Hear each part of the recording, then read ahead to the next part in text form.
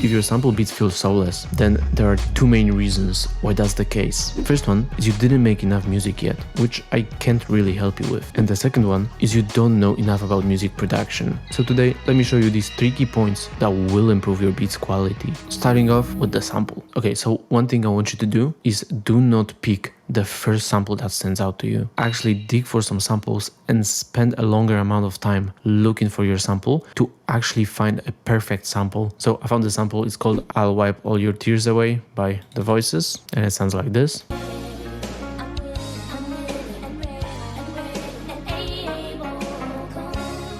So next, what I want you to do is actually plan what you want to do with your sample. The amount of people I see that just chop their sample randomly just to chop it is insane for me. Treat your sample just like any other instrument. It has to have some purpose to it and do something within the song. So here is how I chopped up my sample.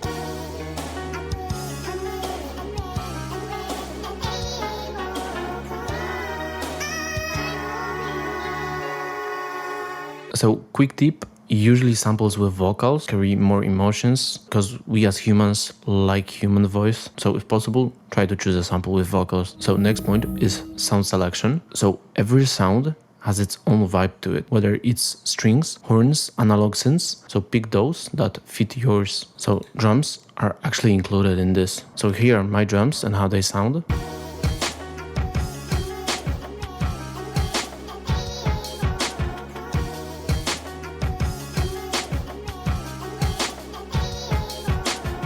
And now if I just switch my drums to trap drums that don't really fit my vibe, immediately the song just sounds so much worse.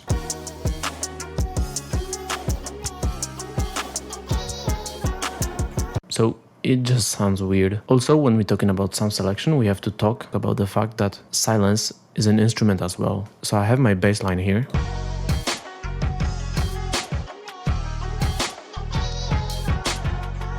And I left so many gaps here within my bass line on purpose, so my drums can actually cut through and have a bigger impact than if I just played my bass all the time. And that space that I provide here allows me to add other instruments like a saxophone and strings.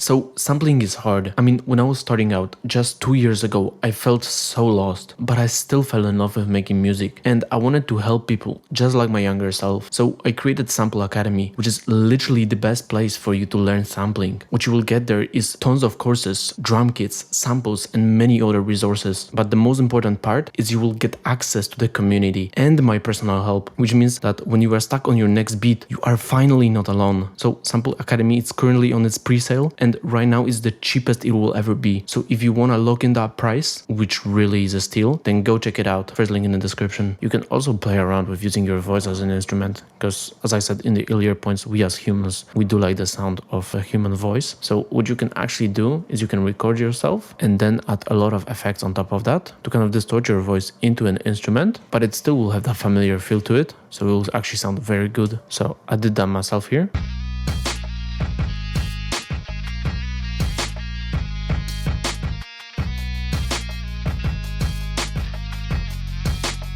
And the third and the last point is intention. So everything, and I mean everything, has to be intentional. So if something doesn't have an intention and doesn't have a place in a beat, then just throw it out. So basically my drums, I have those perks here.